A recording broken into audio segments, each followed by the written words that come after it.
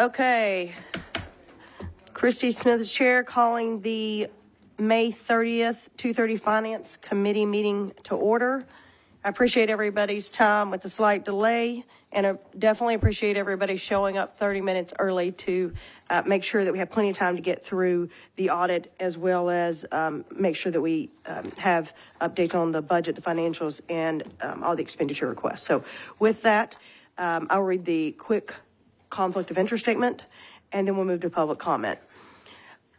The conflict of interest is an opportunity for each member to disclose potential conflicts and their belief they can be unbiased and able to participate, or that they elect to recuse themselves from the matter. Anybody that needs to raise conflict of interest today? Okay. If not, moving on. Public comment. Janet, is there anybody for public comment? No, ma'am. Okay, so we'll move on past that. Next item on the agenda is the minutes. So if everyone's had a chance to review the minutes from the last Finance Committee meeting dated April 25th. Is there approval? Okay, we had a move to approve. Is there a second? Any discussion? All in favor? Aye. Motion passes. Next item on the agenda is the fiscal year 2025 budget update. Bruce. All right. Thank you, Madam Chair. Just a brief update because we're working feverishly on the budget right now. ELT, the executive team. Dr. Webb and I presented to Metro for our initial request, which was a $63.8 million support request. And the recommendation that came back was at 59.6, so 4.2 million less than what we had requested. It's not complete yet. There are still conversations going on with Metro Council and obviously with Metro Finance. But we are in the process of identifying revenues and or expense reductions to bridge that gap of about $4 million. We do have pretty good news from the state that it looks like in 2025 with Meharry's cooperation, we'll be able to once again get state GME. It was $1.1 million in 2023. So at least that potentially could cover one of the $4 million gap that we have. And we're working on finding the others at this time.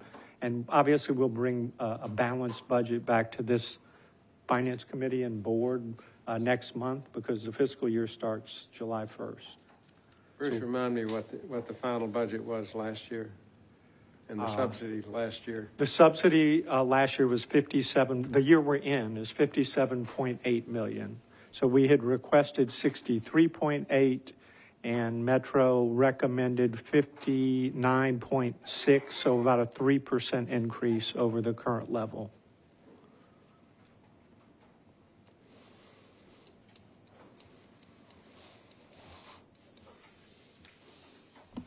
Okay, sorry, I was making some notes. Thank you for that report, Bruce, and look forward to hearing what you have to say next month with a balanced budget. The next item is the fiscal year 2023 audit, Bruce, and then we also would like to introduce our guests, so I will let you do that as well. Sure, a long-time Crossland partner and hospital advocate on our behalf, at least, David Hunt with Crossland, and then Angie Hoke, who was the principal sort of on our engagement this year. And obviously a very experienced partner, and I thought it was a very thorough and solid audit. It was a little bit of an adjustment for us. Angie is a higher level than we probably had on this in past. And so I give her kudos because I thought it was very rigorous. We learned a lot. If she comes back this year, David, we'll be better prepared for her, I promise you. But anyway, Angie Hoke and David Hunt from Crossland. All right, well, it's great to be with you all this afternoon. There's a couple of things that we want to cover in our presentation. You've got two handouts from us. Oh, there we go. Okay. So we've got two items that we want to cover this afternoon. You've got two handouts from us. One is looks like this. It's in a white cover. It says audit results for the year ended June 30, 23. And then in the blue cover are the actual financial statements. And so what we're going to do, I'm going to cover the audit results first, and then I will touch on or hit some of the highlights in the financial statements. I'm not going to go through the financial statements in much detail. It's historical information. Your next year is coming up soon, so I'll just hit some of the highlights.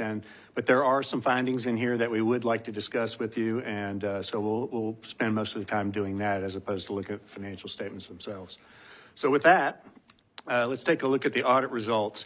There's no financial information in this. This is required communications under the auditing standards. So it's more about the conduct of the audit and what our responsibility is, what management's responsibility is, et cetera. So after the table of contents, there is a brief letter that stresses what we believe is the importance of an open line of communication between we as the external auditors and you as the governing body related to the financial audit. On page 2, you can see the report on financial statements. We've issued 2 reports. One is the opinion on the financial statements themselves. It is unmodified, which means that we believe the financial statements as presented by management are fairly stated in all material respects. And then we also have a report that will be in the back of the blue booklet that is an internal control report. So it's internal control over financial reporting. And we do in that report have a couple of items or several items that we want to bring to your attention that we believe are issues that need to be corrected from the standpoint of internal control. Page 3, our responsibility as external auditors is to audit and audit under general accepted auditing standards and governmental auditing standards, because this qualifies as a government, the hospital does. And we have designed our procedures under both sets of those standards and applied our procedures in line with those standards. Page 4, areas of audit emphasis. We have a risk-based approach, which is required under the auditing standards.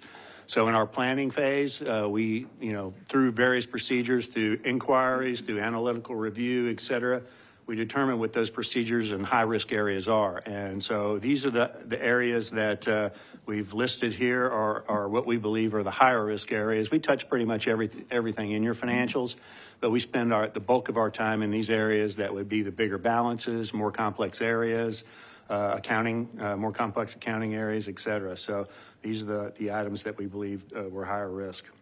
Significant accounting policies. These are the policies by which the hospital records their transactions and conducts their accounting. They are listed in Note A to the financial statements, which is in the blue booklet. And so you can see what those policies are. They are all in accordance with generally accepted accounting principles as promulgated by the GASB, which is the Government Accounting Standards Board. And they are the proper type policies for this type of organization. Page 5, management judgments and estimates. Within the financial statements, there are certain balances that require management to make judgments about, such as the collectability of receivables, contractual adjustments, et cetera. Also, the useful lives of your capital assets, because like the building and equipment, they have to be depreciated over those useful lives. Management determines those lives and also determines the allowances against receivables and revenue. And now we evaluate those to make sure that we believe them to be properly stated, and we do. Audit adjustments. So audit adjustments are items or balances within your financial statements that during the course of the audit, if we see that they need to be corrected or adjusted, then we'll propose adjustments to management. We did that. Management made all the adjustments that we proposed. And those would have been all those that would have been material to your financial statements. Alternative accounting treatments, there were none that were noted during the course of the audit.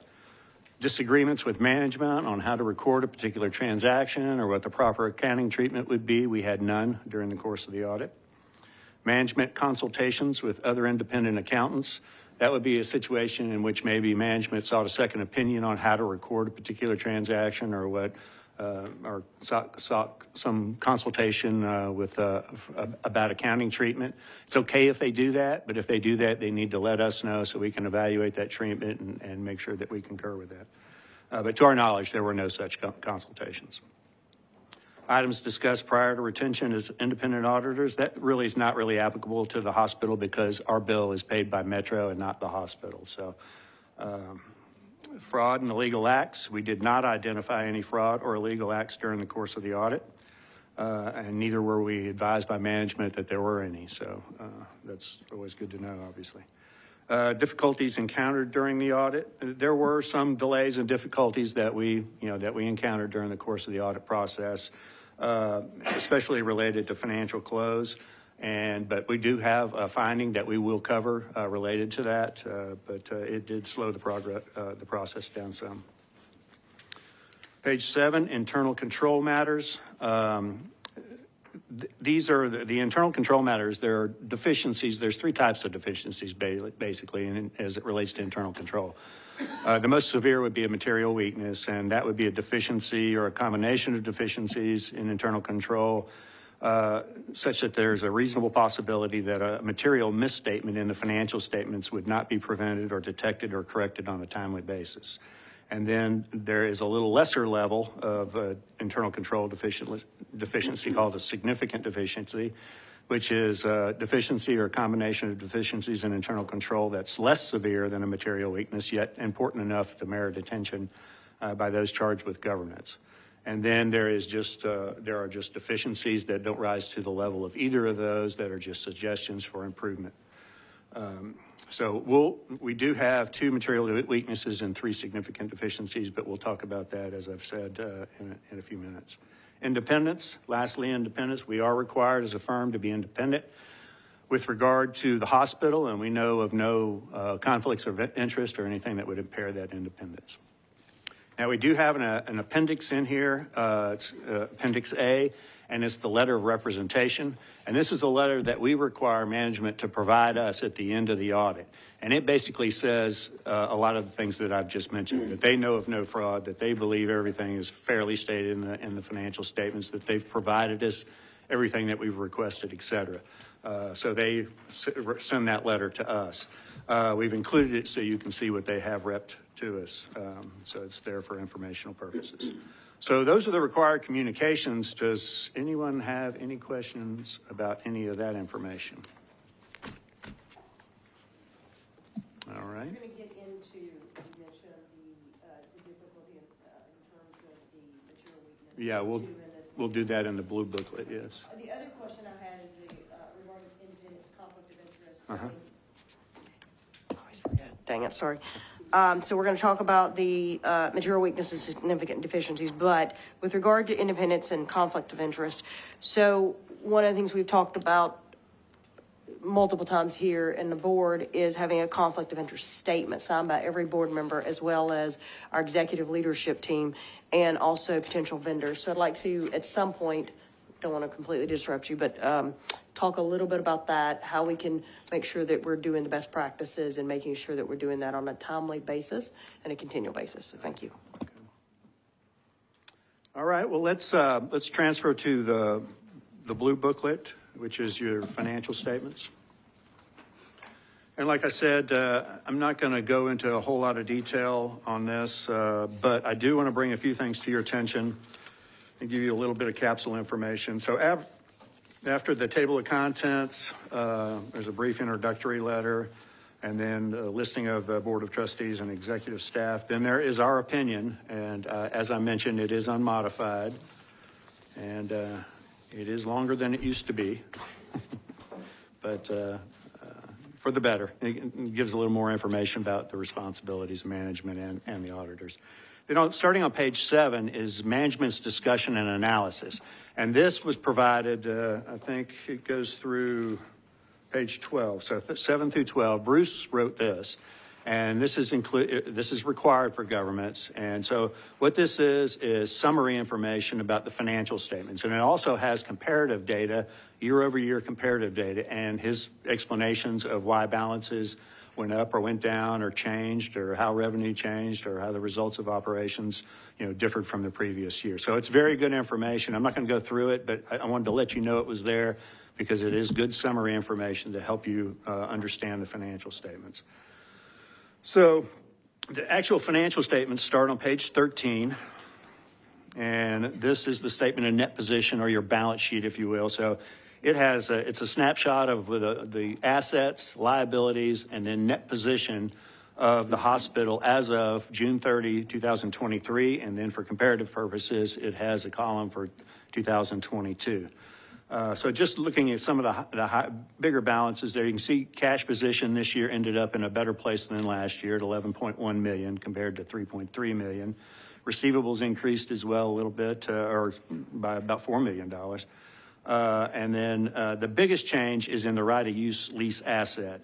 So under the GASB, if you have an operating lease or a finance lease, you are now required to reflect an asset for the right to use that asset over its life, and then you reflect a liability for the obligation that you're going to have to pay through the lease payments. And basically, they usually offset pretty close, unless you have stepped up rents, in other words, escalating rents over the lease, the term of the lease. But the reason it changed so much, the 16 million from last year, now it's up to 39 million, is because of the revised lease agreement between Metro and Meharry. Now, it is between Metro and Meharry and not the hospital and Meharry. However, because the hospital has the exclusive use of the asset, which is this building, then they have basically what's called an in-substance lease. And so we're required to put it on the books here as well. So that was the biggest change in the balance sheet for both assets and liabilities. Your net position is your equity, and it went from 7.7 million to 8.1 million, so an increase of $400,000 for the year. The next page is the statement of revenues, expenses, and changes in that position. So this is the operations of the hospital for the year from a revenue and expense standpoint. You can see if you look at the net patient service revenue after the provision for bad debts, it remained relatively consistent with the prior year, increased about $400,000 from 54.6 million to 55.1 million. You did have a nice bump or increase in the state essential access safety net revenue. The prior year was 12.2 million, and in 2023 it was 23 million. So significant increase there. I think some of that was unexpected, correct, Bruce, or just kind of showed up, and fortunately. So total operating revenues, 85.5 million compared to 73.6. And then the next group is the expenses that the hospital incurred, 141 million up from 129 million. So basically the increase in revenue was offset by those expenses, increase in expenses, and you ended up basically in the same place from the standpoint of an operating loss of about 55.5 million, both in 22 and 23. Now, obviously, that's before the revenue you receive or the stipend you receive from Metro, and you can see that below there in the non-operating revenues, 57.7 million in 2023, and 49.7 in the prior year. The interest expense, that increase there is related to the leases. So the increase, there's a component of that, basically lease expense that you're paying that's reflected there. So bottom line, increase in net position for 2023 of about $400,000, $399,756, but very good compared to the prior year of $5.5 million loss, if you will. So that's kind of that's about all I'm going to cover from a financial statement standpoint. I do want to show you on page 15, there is a cash flow statement there that shows kind of the cash inflows and outflows of the hospital during the year. And then beginning on page 16, are the footnotes to the financial statements. I'm not going to go through those, but I do want you to know that what they do is provide additional detail about the account balances that you see in the actual financial statements. So as you go through them, the first few pages are the summary of accounting policies, as we said earlier, that are in accordance with generally accepted accounting principles. But after that, then you get to actual data that gives you more information about patient revenue, like on page 24.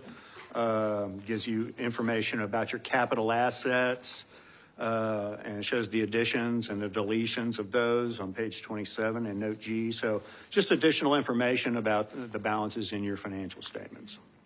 So that's really all I have for the financial statements. Does anyone have any questions about any of that information? All right, well, let's take a look. If you turn to page 42, Let's take a look at the independent auditor's report on internal control over financial reporting. And so you can see at the bottom two paragraphs, we identify 2 material weaknesses and 3 significant deficiencies. And then those are expanded upon starting on page 44. So I'm not going to read to you, but I'll try to at least give you some summary information about what's in here. It also, basically how each finding is structured is we have what we found under the criteria and condition, and then we have our recommendation and benefit.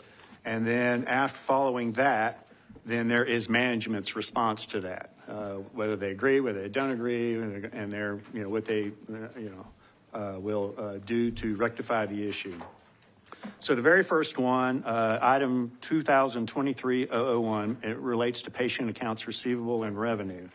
And management does have procedures in place for balancing and reconciling to third-party revenue cycle service providers. So they use 2 companies, Parallon and CareCloud, to process their receivables and revenue. And they do reconcile to those balances for the daily information, but they don't have effective, in our view, do not have effective controls to evaluate revenue and provision adjustments recognized in ending receivables and allowances as part of the financial statement close process. And you'll see there's kind of a theme in our findings is that the day-to-day accounting is being done pretty well. It's the financial statement close at the end of the month or at the end of the year that there's a little bit of a disconnect or a struggle with. And there's a number of reasons, and I'll let Bruce, address some of those. Staffing is one of them, and there's other things as well. But we believe that management, that they're provisioning for the allowance for doubtful accounts. They do have a methodology, but we think that they need to beef that methodology up by taking a little bit more or formalizing the process a little bit more and looking at some key relationships based on what they've recognized on a hindsight basis. So in other words, take a look behind you and see what's happened and then adjust your allowance, use some of that data to adjust your allowance or add that to your process. So that's the biggest suggestion in that. Angie, I don't know if you have anything you want to add to that or.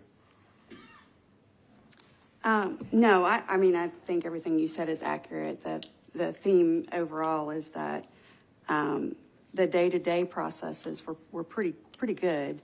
It was just sort of having that hindsight look to true things up, and then also just to correct mistakes that can get made on a daily basis, which is just part of a process. So I think that's right, yeah.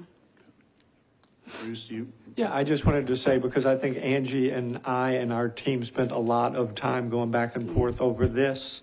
And I think one of her suggestions is that we really have used, and, we brought Bill back to help us with the controller spot open, that doing that sort of quarterly sort of trace it back as if we were just totally objective and not prisoners of our own reserving process. Right. That's a really good one, and we have been using it. And, Dr. Blackledge is our new revenue cycle officer, and she's like, so we've been sharing some of that information, and Bill and her team sort of doing that, work our way back to see if we can prove out. Yeah. Now, the one thing that we did, I think Angie and I probably never agreed on, was the resetting of the net receivable in the AR, because I think it really pre-existed the year that we're in. That's just my opinion on it, and that whatever underestimate we had already sort of worked itself through. But I couldn't disprove her position, and so we ended up addressing, accepting that change. But my discomfort is that I still don't feel like I had $13 million of net receivable in my accounts receivable at the end of 2023. It just, in my gut, it feels too high, right? And you guys want me to be more conservative than aggressive. So it's rare that I have the accounting firm come back to me and suggest, no, your receivables are really higher than that. Yeah, But I couldn't disprove her position, and I accept, she is a much higher level person than we've ever had review our receivables, and I say that with honesty. Well, I feel like we thought that reset was a necessary, a good starting place, and especially if you modify some of your policies for your allowance review, then why not start, basically fresh? Yeah, I'll just add that you can only record what you can demonstrate, unfortunately. And so, but and I looked at a lot of analysis and for historical years, but then we also did take into account, we had a lot of conversations, and my number actually was a lot larger adjustment at first. And so we brought it down quite a bit based on all the qualitative things that we could factor in. So, yeah. It's not an easy thing. It's a complex calculation for sure. It was really very good and very beneficial for my whole team, Angie, honestly. So thank you. So for something like this that's been identified and discussed back and forth, I'm on. Thank you. What of 2024? Is there a new process that this won't show up as a material weakness? Well, we're doing as they recommended, basically quarterly looking back at what our revenue estimating by financial class. We don't really do it by payer. We do it by financial class, and we use a 13-month rolling history by financial class. But we have done it based on that history, and sometimes there are things that happen like during COVID, a lot of insurances that would have been charity, we got paid for. And I just think as that rolls into your 13 months, her position, and I agree with it, is that we should have recognized that, and we would have recognized that maybe you were collecting 2% on your uninsured, but then they moved into a different financial class bucket, and our models didn't identify it and flip it quick enough to acknowledge that we should have had it in a different bucket and accruing at a higher net receivable rate than we did. I know it's very complicated. I know y'all, if you're not an accountant, this is really difficult, but she's right, and that was a really unusual situation. But if you take that off the table, still, I should look at every major payer class, say TennCare, and look to see whether we're still harvesting at the rate that we were 6 months ago. Because if we were getting 15% of charges and the average for 13 months is down to 13%, the last 3 or 6 months it might have been 10. And she's saying we should take that into account and look at possibly, I'll just say, weighting things based on what your more recent history is. And that makes sense to us as accountants who are trying to determine what the value of our receivables are. So you're right that this is hard for me to understand. But I'll just back to my question. Yeah. Sort of a yes or no. Have we changed things going forward such that we wouldn't expect to see this as a material weakness? I can't speak year? for David or for Angie. I'm hoping that they're going to find that we did. Okay. Yes. I have a quick question with regard to, and I tracked slightly better maybe than Dr. Martin, but definitely not as good as you guys. Is there any negative impact to not have been able to quickly adjust quarterly to make the receivables appropriate, if you will, for purposes of audit? Meaning, I understand the COVID situation as a good example, but is there a negative impact or blowback in which you would at all have to either repay that? It would negatively affect any kind of future opportunity at revenue from federal government sources. So no, it's just accounting methodology. I know Dr. Blackley probably wants to speak too, but this is the difference between accrual accounting and cash-based accounting. So whatever we assume that we're going to bring in from that month of work that we did, it's not going to change the way she bills it and how it's collected. So ultimately, if we're underestimating what the receivable should be, she should be collecting 105 or 107%. So it will eventually work itself out. It doesn't have a cash impact. It has a financial statement presentation impact. From an accrual standpoint. Right. So the cash you're going to receive is the cash you're going to receive. But under GAAP accounting, because it's accrual method, we want to recognize the revenue during the period that you earn the revenue, not later when you collect the revenue.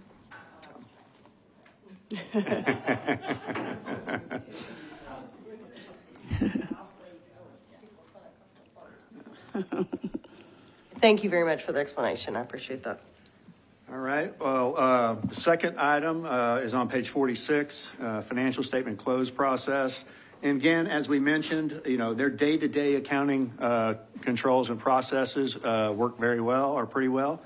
But we did note that there is a lack of financial statement close procedures and controls to evaluate ending balances and reconcile accounts and identify and adjust for reconciling items and to analyze significant estimates and other higher risk accounts, and also to roll forward accounts properly and make sure the underlying support is complete and accurate. So it's basically the month end or year end close that we had some issues with where we ended up having to reconcile and create adjustments for some of the more significant accounts. And you can see on page 47 the accounts that we ended up with material adjustments for that were recorded by management. So, our suggestion, and there's several reasons for that. I think staffing is probably one of the bigger issues or bigger reasons for that in 2023. I'll let Bruce speak to that. But it's not a good excuse, David. Of course, I know it's kind of you to say that. We did have our controller was out basically the majority of the year with a medical leave. And then our treasurer was also out and then retired. So, the smart thing we try to do is we try to cross-train and have some people address different areas that they're not comfortable with, but still doesn't change the fact that we should have found those before we got to the close of the fiscal year. So we accepted, just like I said, this was a good one for my team, a pretty new team. And like I said, we brought Bill back in on a part-time basis until we get that controller position filled. I'm still not ready to say that we need a net additional person in the finance. I know I'm cheap, but I think we can get it done with the team that we've got. We do need the controller position filled. There's no doubt about it. We need another set of eyes to look at things. Because part of our findings were lack of review on a timely Correct. basis, right? Yeah. When you have a key person like that's out for a long time, that's something that's very common that we see when there's a staffing issue like that. And it's a key role that is a higher level one that can look at things and analyze, and they're not there to do that. Then this is a pretty common finding in that scenario. And, you can't jeopudize the day-to-day. Like you can't jeopardize those. So if you have to jeopardize one, unfortunately, it usually is the ending ones, the kind of the check. Yeah. I have a quick question about timely basis of this financial close. I've heard that one portion of the conversation, I think, was monthly and then annually. So, just thinking about that same hindsight analysis that we talked about before, is this something that needs to be done monthly or quarterly, like the hindsight? What is the recommendation there? Yeah, I mean, there are certain things that need to be done on a monthly basis. Obviously, we're not going to know, whether it's being done on a monthly basis necessarily, because we're here at year end and we're doing a year end audit.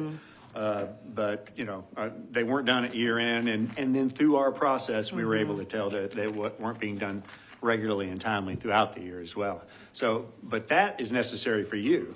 Yeah. You know, you need that done on a monthly basis so you can properly manage the Correct. hospital from That a was fiscal directed standpoint. more Right. perhaps towards Bruce and his office and not so much to you all. I wanted to know your recommendation for Bruce's office. Yeah. What I would that just looks say, like. yeah, the findings, we don't disagree with them at all.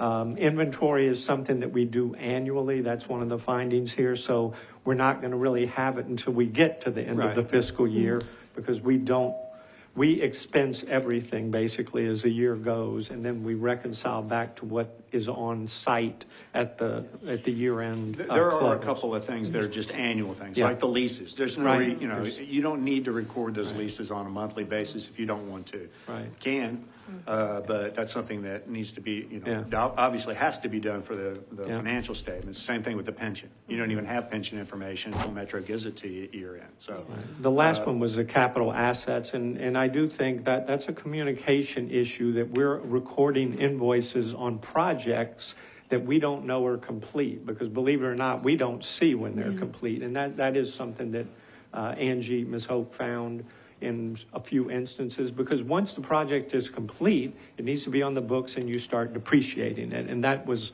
some of the ones that we found this time. So we are working with Dr. Brown and our facilities people just to make sure when a significant project is completed that we are aware, so that we can wrap up the expenses and put it on the books and start depreciating it. So that process is variable based on which category it is. Yeah, So it's kind of a leases, inventory would be risk-based, annual, but there are Yeah. some things. I Capital just want is to make all- sure there's a system in Capital place. is all the time, but inventory is typically once a Right. year. We may do a mid-year in certain high-risk areas, Right. you know, like the OR or something like Right. that, but that's it, yeah. Okay, thank you. I have a question regarding just the hiring and just kind of for the record, Bruce, you and I have talked about this in the past, but I'd like to hear a little bit more. You say you don't need more staff. We've had a controller missing for a while. We have treasurer missing for a while. We've got a number of different accounts across the board that seem to have some issues, some adjustments, I guess maybe the better term.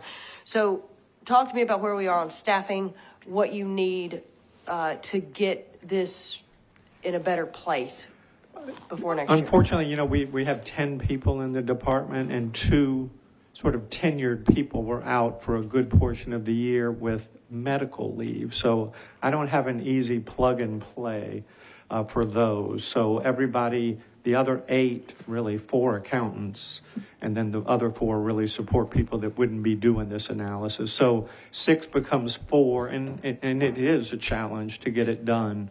But replacing either of those people while they were out on a medical leave is and there are legal issues and other issues, and it would take anybody a long time to be of use, frankly, in that role. Now, if I could hire Angie or somebody at that level to come in and look at things, yes, it would be. But you're talking about a very high-level person to come in and take over a controller spot. I mean, they have interim people, and we're lucky enough that we're able to bring our retired controller back, and he's really good, and he knows a lot of history here. So he's serving in that role. We have 2 really good candidates right now for that spot. So I'm hoping we're going to have somebody in that controller role shortly.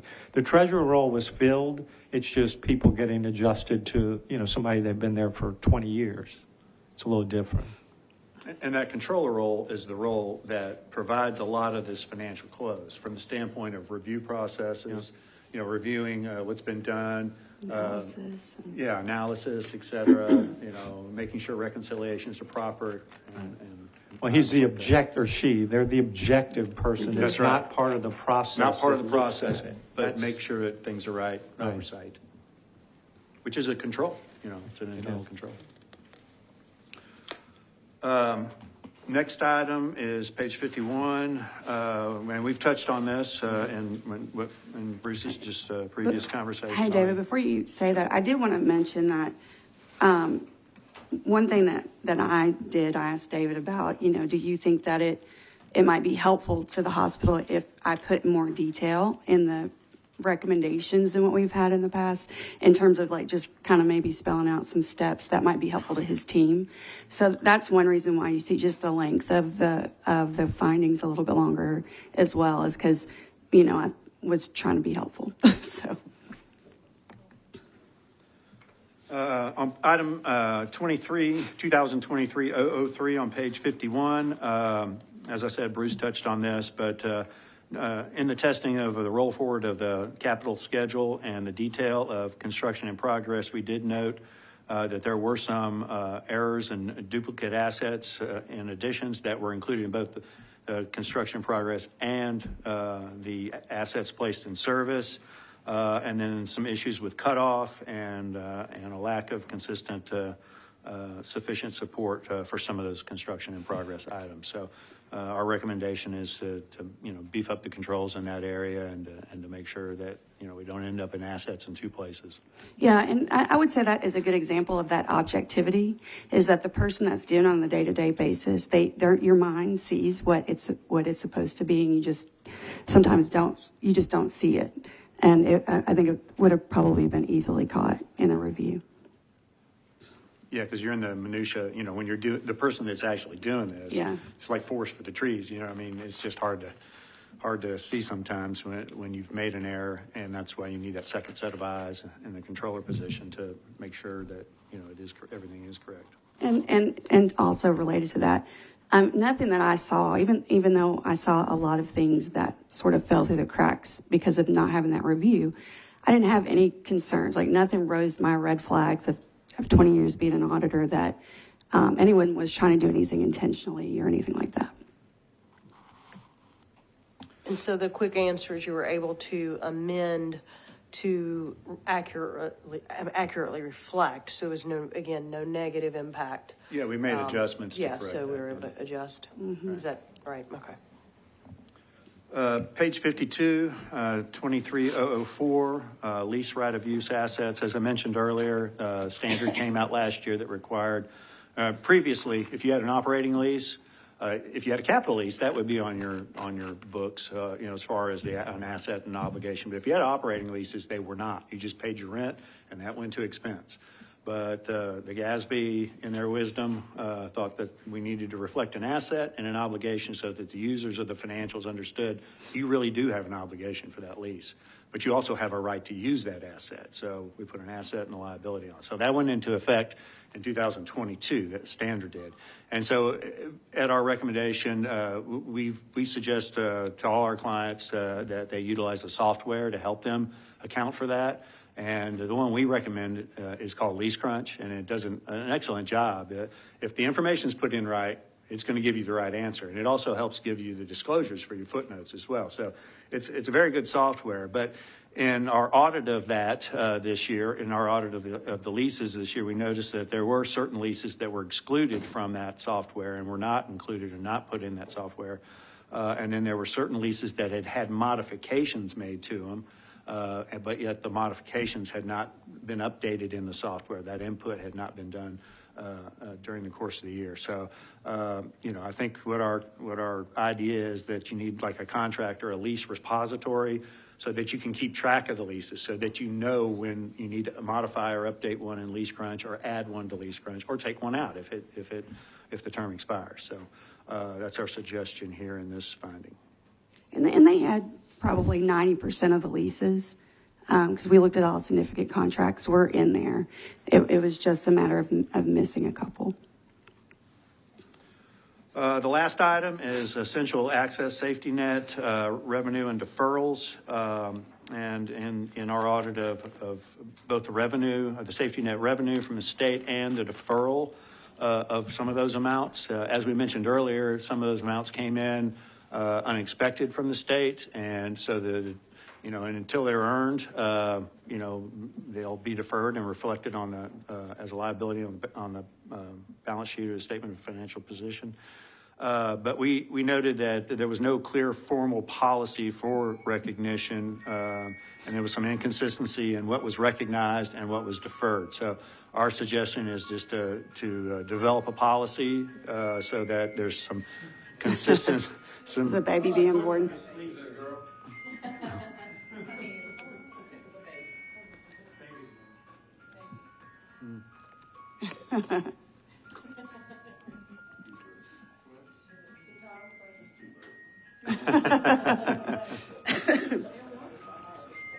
Yeah. All right. Yeah, I don't want to interrupt that, that's for sure. So, our suggestion is that Bruce and his team just develop a formalized policy for the recognition of those amounts when they come in to determine whether they should be recognized at what point and deferred at what point. So, and I think they concurred with that. So Quick question on that. When you mentioned, so first I want to go back to the lease crunch software. Is that something we own currently? Well, we have license for the software. We don't own it. It's through us, Okay. yes. Yeah, and so we are using that. We are using it. I would just say, David makes it sound like it's very simple. We struggled with it today. We had three of us trying to figure out a new lease today, so, and we're all accountants, and it's. Well, I mean, if you struggle, give us a call. We may. It's a little Correct. bit of an art sometimes because if it's a lease, I mean, just think about back to 2022, you're resetting way back to a year that's already closed, and you have to get the right starting value and going forward. Right. And then thankfully, they did the one for the updated hospital lease. We did not do that one because that would have been a challenge as well. Yeah, one of the big challenges is that not all documents that are actually going to be treated as leases read like leases. So it's interpreting the provisions and realizing that it's a lease, even if it's not called a lease, and then figuring out how to put those provisions in. That is the challenge. Once you get it in there, if it's in there right, then Lease Crunch does calculate Right. everything Yeah, correctly. you may have a contract for something else and it has an embedded lease in it. Yeah. For a piece That's of what makes equipment it or something like challenging. that. And so if just the average user, when look at the agreement, so, well, that's for this, that's not a lease, well. I wouldn't even mention the name of our lab director who has many of those leases. He may be in the room. So we have a process, so for instance, that you talked about, to truly partner back to some of the folks here in this room. There is a process here in place to make sure that I know when we're building things, to get those things tied off. I mean, you guys either, if we notice a deficiency, I guess what we're hoping is that this is the action step that is recommended. If it's not in place, or maybe it's in a place, but we need to refine it. I think we as a committee are not CPAs or CIAs or anything like that, Right. And don't want to be, but we do want to make sure that we understand that there's a process moving forward, there's a great partnership, and there's understanding the need, if we're asking for more money, if we need to reallocate for positions, that you feel supported in doing so. And so I think that's what, I appreciate the detail. Obviously, the opportunity for us to ask questions, but if there is things like that, and in this case, a developed, formalized policy, if we don't have one, that should be an action step for us to take away and say, let's have that in the next 6 weeks, 6 months, or something like that. So I think for the leases, the communication between departments Correct. is what is probably the most important thing, because you may have a department that has an agreement they've entered into, and they would have no idea what had a lease in it. But if say Bruce, if they can communicate with Bruce's department and say, look, we have this agreement, y'all want to take a look at it and see if there's anything here we need.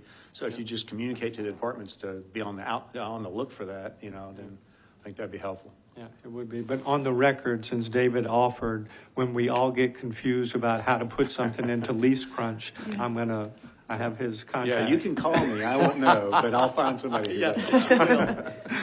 I just want to add to, and listening to that discussion, I think legal would be an asset that may be helpful in the development of that policy also. And so you all work together. I'm just trying to save you from receiving all of them. Maybe they go through our in-house legal and they can kind of punt appropriately. What David said is really the issue is that it looks like it's just a normal supply contract that would never come to finance. But it has a piece of equipment that's attached to it, and you're paying for the lease sort of indirectly in a supply agreement, which is fairly common in a lot of areas, particularly laboratory. I'm not picking on him. But if we don't know about it or someone doesn't present it to us, then we can't even begin to put it into Lease Crunch or the portion of it that would be related to an equipment lease. Well, I guess that's why I'm saying punt it to legal. Maybe legal be the starting point because they may be able to skim through it a little bit more effectively and say, oh, that has an embedded lease component in there. We should probably send this to Bruce's department. They Does would that be sound another realistic? option there. I just say it's complex. I would say my lab director would know better than my legal department Okay. would. Just, or wherever that area is. Or procurement, maybe. I don't know if it, Sometimes as things are procurement going through. knows. So it sounds like maybe even, to your point, Dr. Hudson, a training opportunity, and coaching opportunity for multiple heads to be able to understand that this is a potential issue. Here's how it negatively impacts us. These are steps by which, if you go into an agreement, these are the hot buttons you need to look for and make sure it goes to your department. Absolutely. And this is just something I don't think that needs to take place in silo. These are the different players that we have here in-house that could be of benefit to this entire policy drafting process. Well, that's our report. Thank you, David. Thank you, Angie. Is the material deficiency from last year the same as number one this year? Yeah, Okay. yeah. Got it. We just thought like Angie said, we thought it might be helpful to elaborate more, give you more, detail, about what our suggestions are and, what possible fixes there are. So. How would you address that, Bruce, since you're head of the department, in terms of overlap from last year to this year, changes and then opportunity? Obviously, some of that probably falls in your area as well, but just kind of the pathway forward, because what we don't want to be here is next year having the same conversation. I actually see it as a slightly different one. So, and I think Angie's going to say the same, but in prior, now this, Angie wasn't affiliated with this audit in prior years. There was a different partner that worked with Crossland on it. And no disrespect, but their particular focus was that, let's just say, Parallon pays us money for a patient that's not in my receivables anywhere. I can't post it, and I can't give the money back to the insurer. And that was the one that always made it, because it's a lockbox account. Insurers pay into the lockbox on behalf of Nashville General Hospital.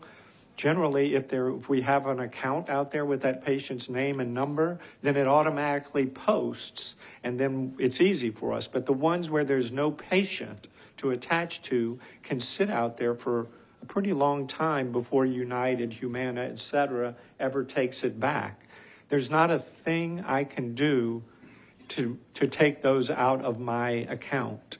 And I've been doing this for a long time, and every hospital I've ever been at with a lockbox has that same issue. It's not a Parallon issue, and it's not a lockbox issue. It's an insurer issue that they pay by accident us for a patient that must be at Vanderbilt or Ascension, and there's nothing I can do to take that money out. So that's been what the historic one that's been out there for a long time, and I would tell you I disagreed with it.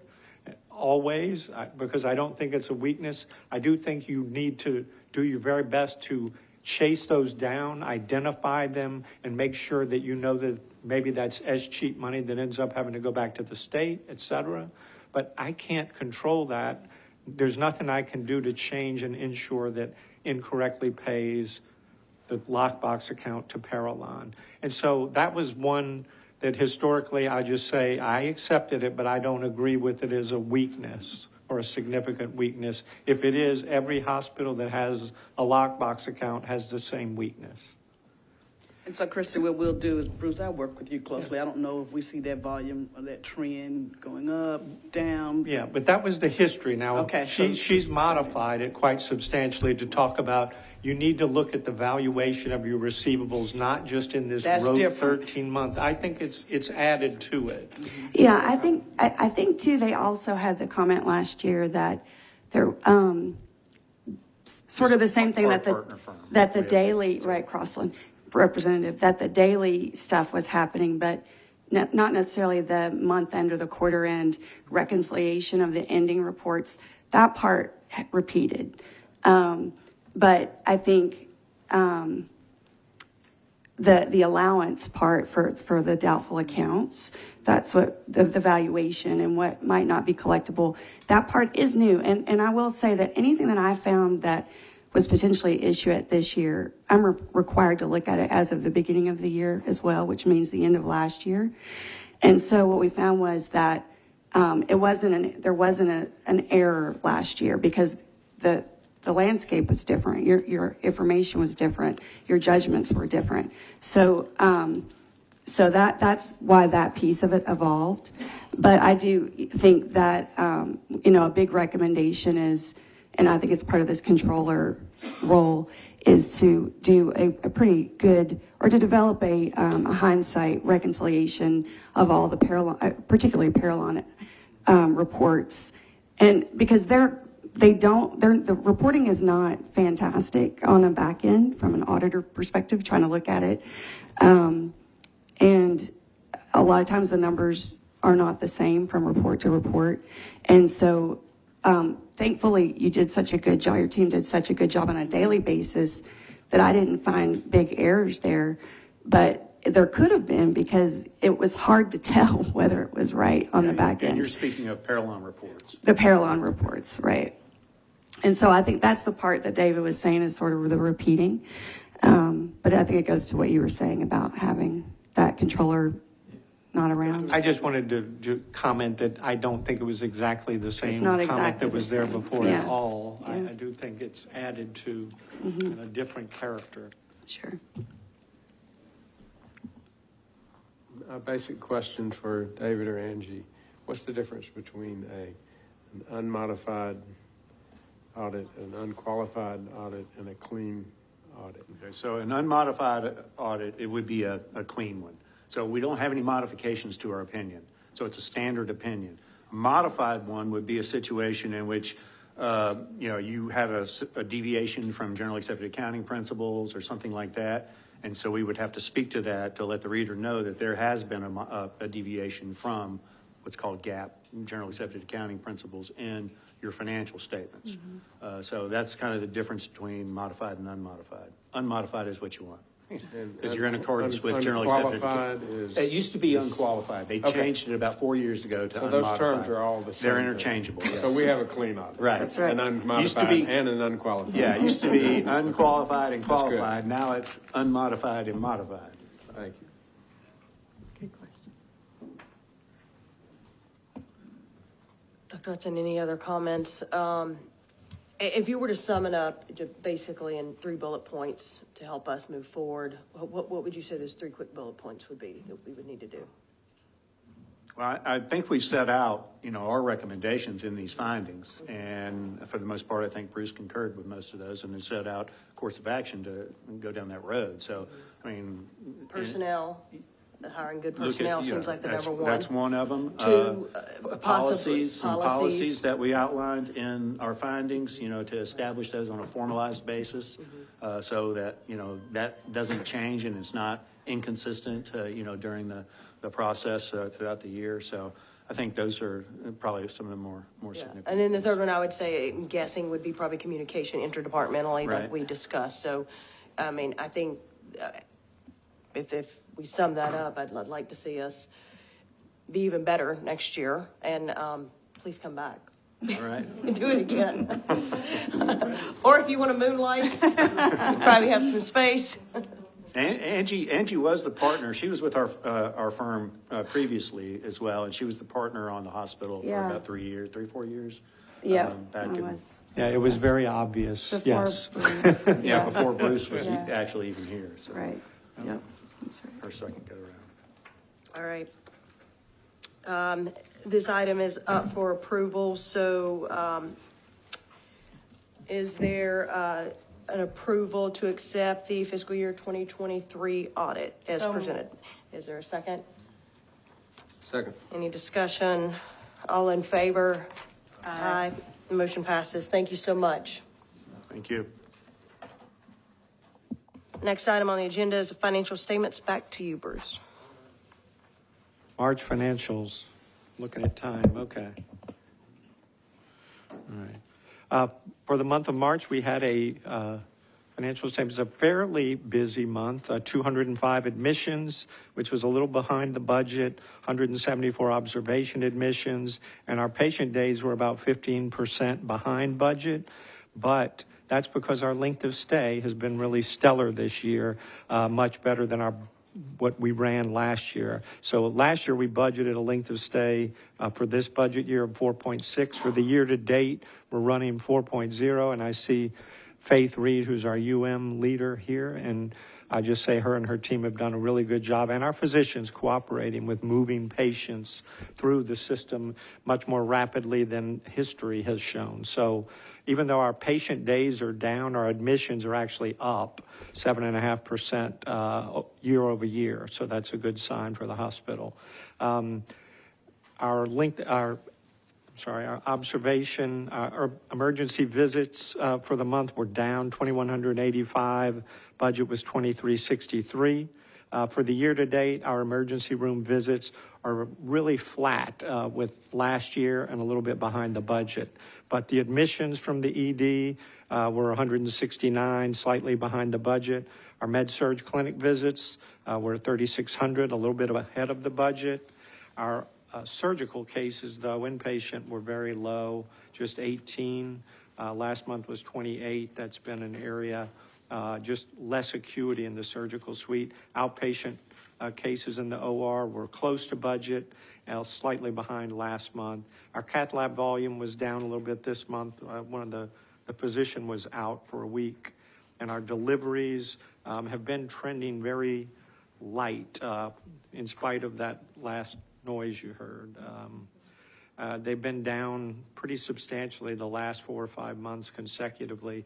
And so just if you look at deliveries year to date, we're at 260. At this time last year, we were 316. We grew 20% last year. And this year, we're down that 18%. I can't account for it yet, but the numbers have gone down this year compared to what our budgets were. On the income statement itself, because our inpatient days were behind budget, it stands to reason that my inpatient revenues were about 12% behind budget on the gross revenue number. Our outpatient revenues were about $1.1 million behind budget. Most of that was those OR volumes that were a little light. Our ER volumes were behind budget, and our observation days, which are outpatient revenue, were also below budget for the month. But because of pretty good payer mix and applying our reserve model, we net revenue actually beat the budget at $5.2 million, slightly above the budget for the month at $5.17 million. And then, as you've seen most of this year, our other revenues have come in substantially better than what our budget has been, which left us with $14 million of net revenue to start the month before expenses, which was $2.5 million favorable to budget for the month. The expenses, salaries were over $5 million this month, and our contract labor was $1.2 million for the month, still higher than what we had budgeted in both of those spaces. Luckily, we have the revenue to cover it. Supplies and pharmacy were at or below budget for the month. And so our total expenses for the hospital for the month at $13.4 million, we're $1.5 million above the budget. But because we had a $2.5 million favorable variance in revenues, we ended up with $1,018,000 favorable variance on the income line. And across, you can see that for the year to date, we have a positive margin of about $5.3 million. Compared to last year, at this time, we were at negative $7.3 million. So good improvement. Most of it is from our other revenues. Our net operating revenues year to date are about $43 million. Budget was $45, so slightly behind there. But we are closing pretty hard, I would say, the last couple of months from a net revenue standpoint. We've done well. I know Dr. Blackledge is going to talk about revenue cycle. But just so that everyone is aware, I think most of you are aware that there was a significant issue nationally with the Change Healthcare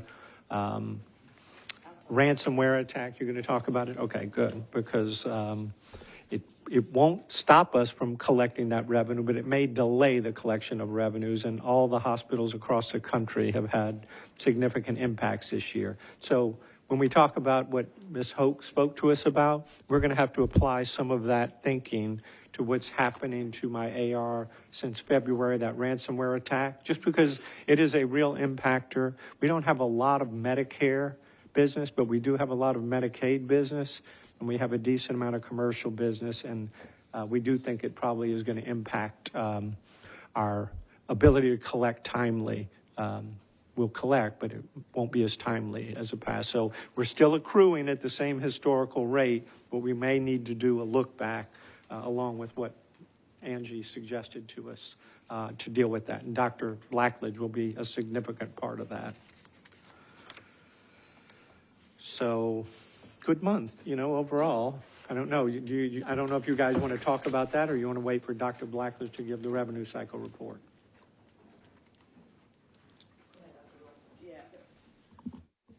Hey, good afternoon. Thank you so much.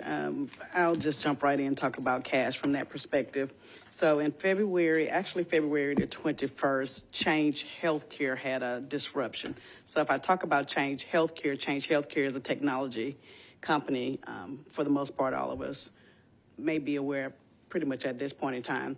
But they're tied to Optum. They're tied in everywhere. They provide a large number of products. I probably could guess probably 30, 40, maybe north of that, of technology products that are used in hospitals. So how we register patients, how we authorize services with the insurance providers, how we process our claims and send a claim to the insurance providers, how we check their eligibility system, how we also receive payments from our insurance providers. So when you think about that and you think about a set of claims, just take 10, or an interaction with the patient, let's just take 10 interactions. We're probably talking about 3 out of 10 of our interactions are touched by by Change Healthcare.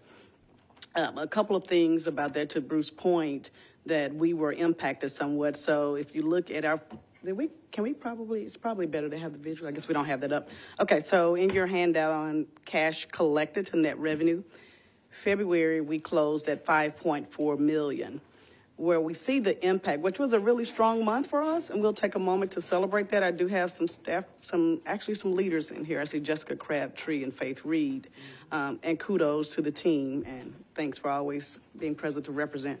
But the impact for us was March. So in February, we collected 5.4. The month of March, we collected 4.2. And so that's really where we would have expected during that month. When we talk about, let's hope, evaluating the AR, we would have anticipated collecting more in line with where our AR is probably valued for that period of time. We anticipated collecting about $5 million. Well, we have a delay because of that. It doesn't mean that we're not going to get the cash. We are. As a matter of fact, if we were to, in this meeting, fast forward to May, we're closing this month out at about $5.6 million, or north of $5.6 million. So we're talking about a delay, probably 60 to 90 days. If I ran an estimate, in which I did do some modeling, and we were probably 12 to 17% impacted cash-wise, which literally ran us probably 600 to right around 850,000. Yeah, and that's just a delay. So we'll collect that cash part of it. And happy to answer any questions around that, but that's the change piece. I will share one other critical piece. We actually pivoted from our claim submission system of Relay, because Relay, for most of you guys in the room that know, Relay had a relationship with Change Healthcare. Probably in 2006, Change McKesson bought Relay, and then in 2016, McKesson went into a relationship with Change. They later came back and got divorced in 2020, but they stayed integrated. So the platforms are all the same. They're sharing data, and we know data, big data particularly, is huge in our environment and in the healthcare ecosystem. So as a result of that, and recognizing we were on Relay, right? So we know we're going to have more problems down the line, and maybe we would have to compete for resources and time. So we made the pivot to actually switch and move to SSI, and SSI out of Mobile, Alabama, headquartered. SSI is a excellent billing system. They've got great reports. We can see edits. We can make changes. As a matter of fact, some of the team members today through the meeting said, you know, hey, Dr. Blackledge, we can now see all of our edits. So that empowers the team to actually drive further process improvement. So I'm really excited. But we did pivot that piece of it. And if you'll see on the unbilled gross accounts, which is in your package, we had a slight increase in March. So from February, we had the action. In March, we responded with our most pivotal piece, which was to change our billing system. Because, right, I can't go to Dr. Webb and say, hey, we can't get these claims out today. You know, that's almost unheard of. So we used the tools that we have in place. We made decisions quickly, sound decisions based on the data and the environment and the headwinds that we were taking in, and trying not to allow them to be tailwinds, pushing us to take control, to take ownership of our destiny. So for the month of May, even though we're reporting on March, I am delighted to say that we do have 5.6, and that's in the bank, and that's with like another day to go. Yeah, so that kind of gives you that picture of where we are, how we got there with the change impact. And you guys are reading this. This is all in the media and in the news. And I have many colleagues around the U.S., and we're all in group meetings and chat rooms and talking and discussing the impacts from this disruption. And the disruption happened in February, and it will be several other months, probably as long as a year. There are physician practices that have closed down throughout the U.S. So I don't want to minimize the disruption that this disruption has caused us, because it has been huge and significant from the healthcare community standpoint.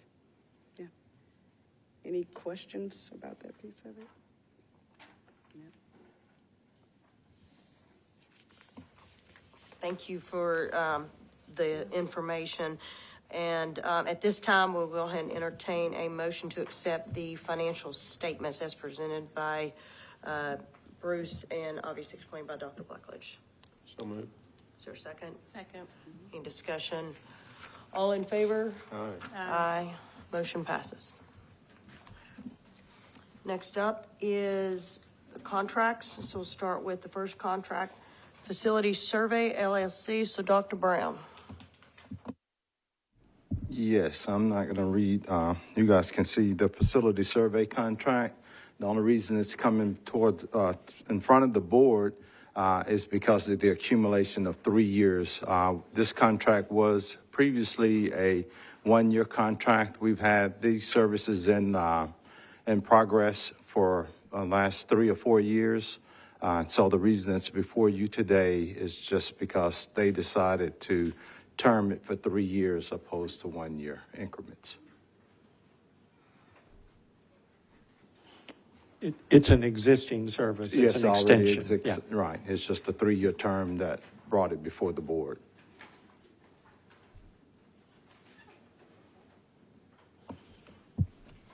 And Anybody it have any has several- questions? Yeah, just it's our work order system. We use it for rounding for Joint Commission. It also has a place where we look at the space for our space planning committee. So it has several applications throughout the organization. And we've been happy with the work they provided at this point. Yes, ma'am. Any more discussion from our committee? Move approval. We've approved. Is there a second? Second. Any discussion? All in favor? Aye. Motion passes. Next, pharmacy project. Pharmacy project, we just opened up the clinic at Metro Center. This pharmacy we're opening up, we see approximately a little over 100 patients a day at that pharmacy. It's a great location. It has lots of commercial implication within that building. It's located right in a commercial district. And so what we're asking the board for is approval. This is a culmination of several smaller projects that rolls up into one project. And so we wanted to bring it to the board because of the total price of that one project. So there's like several different pieces of the project that's rolled up into this 120. Is a satellite pharmacy profit center or just a sort of a convenience for? No, it's a profit center, Dr. Martin. Yeah, it's for profit. I see that there were. We're going to be opening it I'm all up to for the it. surrounding businesses. Everybody, anyone can walk in and get their prescription filled. So yeah, we're not in the charity business. We're going for profit. Can you speak a little bit to why there were no bids for this particular one? Is it because there are multiple vendors here? Oh, because of the small, so it's several pieces that are put together. So like the security system, I think it comes up to like $7,000. It's a shelving company that we currently use. The software is the same software that we currently use here at the hospital. So that's what took it up to the 120. But these are vendors that we already have, and so we're just expanding those services. Makes perfect sense. Thank you. Any other discussion? Okay. With that, I'll entertain a motion to approve the pharmacy project. So moved. Second. Second. Any discussion? All in favor? Aye. Motion passes. Next up is Space Labs, Ms. Veronica Elders.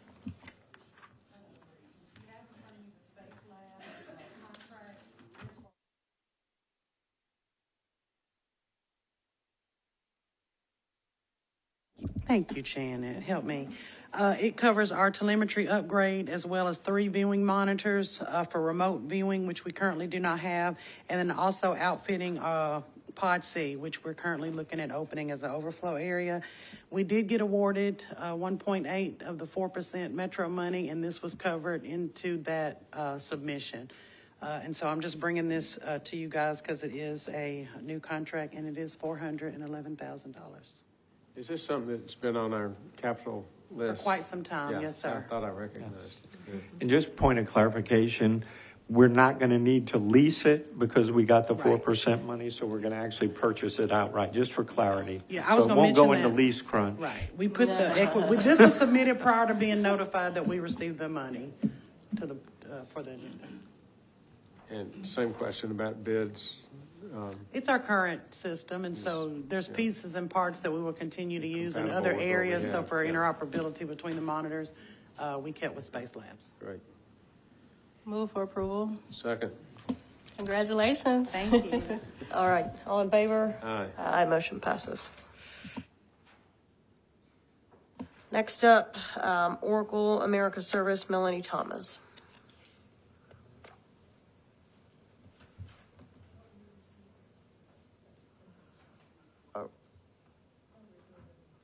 Oh, we didn't. Oh, sorry. It's on there. I'm sorry. We're going to go ahead and defer that. That being the last item on the agenda, this adjourns our Finance Committee. So, do I have a motion to adjourn? Thank you.